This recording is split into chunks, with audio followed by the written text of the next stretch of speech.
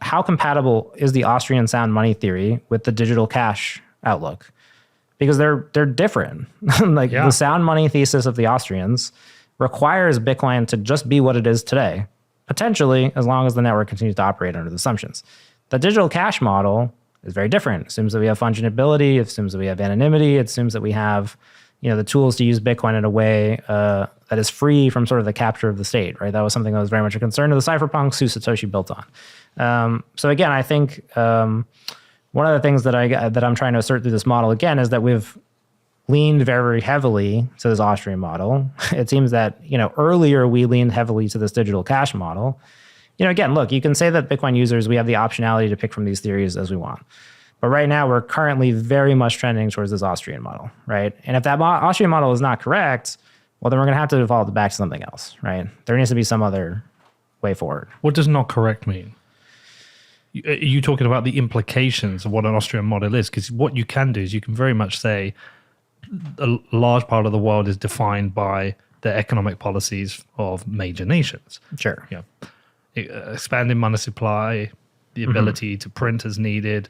Some would argue the Keynesian model allows for governments to create a more stable society, provide maybe more jobs, maybe help those more disadvantaged. Well, I'll give you an example, the Canadian truckers, right? So people I don't think Bitcoiners are very happy with the conclusion of what occurred there. Yeah. Right. We attempted to support a protest that we thought was meaningful and that illustrated our discontent with the state, and we tried to use Bitcoin to express that. That ultimately didn't work, and it worked because of the limitations of the network. They were ultimately the people who were using Bitcoin in that situation were unable to use it in an effective way to achieve what they were trying to do, which was to spend money without it being censored or stopped, and it was stopped. Well, I think it's more complicated than that. I think it failed for two reasons. I think there was a centralized issue with the person who was raising the money to support the truckers, and they ultimately became compromised. I'm still sure people could have got money in a more decentralized way. He became a central point of risk. I think another reason it failed, which is an uncomfortable conversation for Bitcoiners to have, is that within Canada, which is a democracy, this protest was not popular. People seem to think because we thought it was popular. Because we thought it was popular. I mean, it fundamentally wasn't. There were a lot of people against this protest. Whether they were peaceful or not is irrelevant. I know because we made a show. I know all the emails that came in and said, I can't get my mother to a hospital for an operation. I can't get my kids to school. All day, every day, all I'm hearing are horns beeping. Now, listen, sometimes you require civil disobedience, and I fully understand that. But if this had had widespread 70, 80% support within Canada, I don't think it would have failed. I think you would have had more people on the street supporting them. You could have had an overthrow of the Trudeau government. But it was a minority, therefore they were able to do things like censor people and close down their bank accounts. And that's an uncomfortable conversation for Bitcoiners to have. Nobody wants to have it. Nobody wants to say that. For sure. So what your argument is that it was just unpopular. So what I'm saying is I don't think the movement failed just because Bitcoin wasn't able to support them in the way you said. Right. I think it failed for multiple reasons as a protest and a movement. I see what you're saying. Yeah, look, I mean, it's ultimately, I think I'm not trying to suggest that there's some different path forward that would have solved it. I'm just saying clearly there's a community demand. To me, that represented community demand for the ability to use Bitcoin in a certain way that just, it didn't seem like, the current network supports. But the reason I bring this up, because it brings a wider, more uncomfortable conversation is, does everybody want to live on a Austrian hard money standard when they understand the implications of that? There's certainly within groups within Bitcoin who want to point at any ideas which are seen as socialist as bad, any collectivism as bad, any centralization as bad. But some of the safest, best places to live are Western liberal democracies, which have the ability for the government to tax and redistribute, and also have the ability to provide services for those who are the most vulnerable in society. Now, a hard money standard changes that. We don't know the net outlook for that. We don't know if that means we have a different kind of wealth distribution of haves and haves not, where the have-nots rely on volunteers and donations and support groups which aren't managed by the state. We don't know if people will want to do that job. I know some will. We don't know if it makes a different society where you have to protect yourself a bit more. You have to have weapons a bit more. We just don't know and we don't know if people will want it. Some people are like, yeah, the state's shit, but I'm happy to pay some tax. I think one of the interesting conversations that's happened lately, and I credit to Alex Gladstein for kind of bringing this up because I experienced this when I was in Lebanon, is that people are currently using, stable coins as a humanitarian tool, right? That's an argument that he made. And obviously, people are using alternative cryptocurrencies to run those stable coins, right? That does not exist on Bitcoin today. Yet what I found when I was there was a couple of things that I thought were interesting is that if you were a Bitcoiner in Lebanon right now, you're effectively debanked, which means you need to be purchasing Tether in order to buy Bitcoin. You're effectively a Tether consumer because you're there. And some of the people there just want to acquire Tether because they don't want the volatility of Bitcoin. Yep. Right. I literally got into a car attempting to sell Bitcoin to someone who would not accept my Bitcoin and was trying to, would not give me $1, would only give me Tether.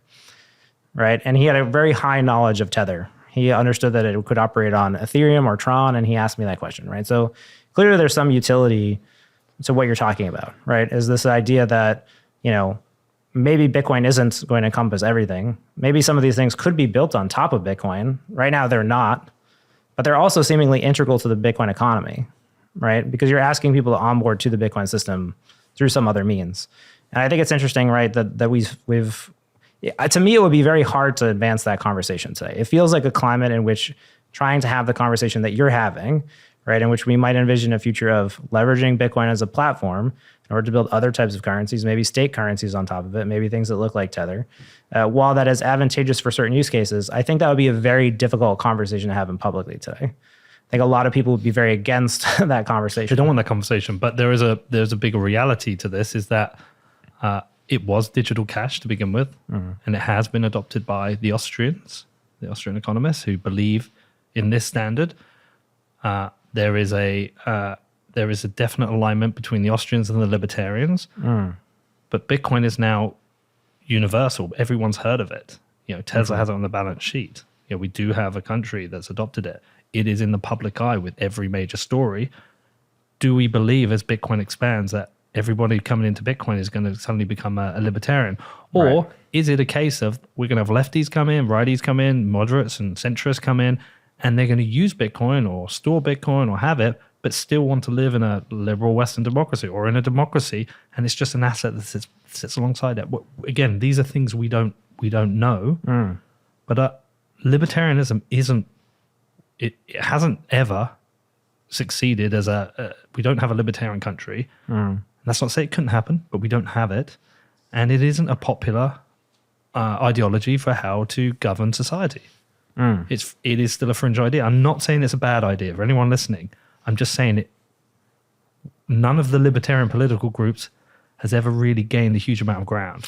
Well, I mean, look, I think that just to comment on that, I mean, I'm traditionally more kind of left-leaning, but I would say that, modern libertarianism is definitely asserting itself in the United States right now, currently. And I think that we might be at the beginning stages of seeing a larger resurgence of that, right? Even the Bitcoin in politics, right?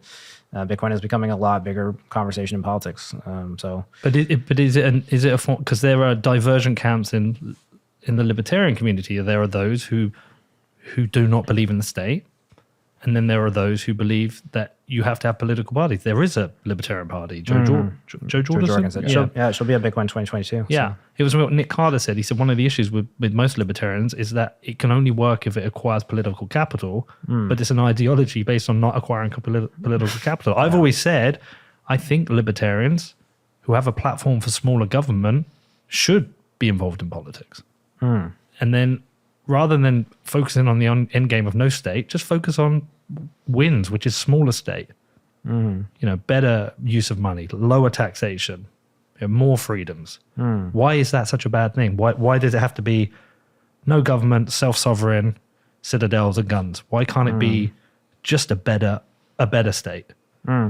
Yeah, that's interesting. I mean, I certainly like the argument that I'm trying to advance has very little to do with politics. It's really just, again, the Bitcoin network has to continue to sustain itself. Whatever you want to use it for, Yeah. Bitcoin needs to ensure that it continues to operate, right? And it does operate differently from these other cryptocurrency networks. But then, so again, just broadening it out to this perspective, right? We as humans are trying to achieve things. We're trying to use technology. Bitcoin is a technology. It has certain features, right? So I think that... and we do have a say in that, right? That is currently how Bitcoin is constructed, right? If you run a node, you are able to kind of make decisions and make changes like on the network, right? So I think some of this will play out, and it'll be interesting to see what happens, right? Ultimately, I think that, who's to say in the future what will happen and whether Bitcoin will respond to that? And that response might include undoing a lot of the ideology that we're laying down today, right? I think that the only thing that I can really say and looking back at Bitcoin narratives, is, as I said earlier, kind of as a joke, is like, we know that Bitcoin is going up over time. Other than that, I'm not really sure what we've learned at this point.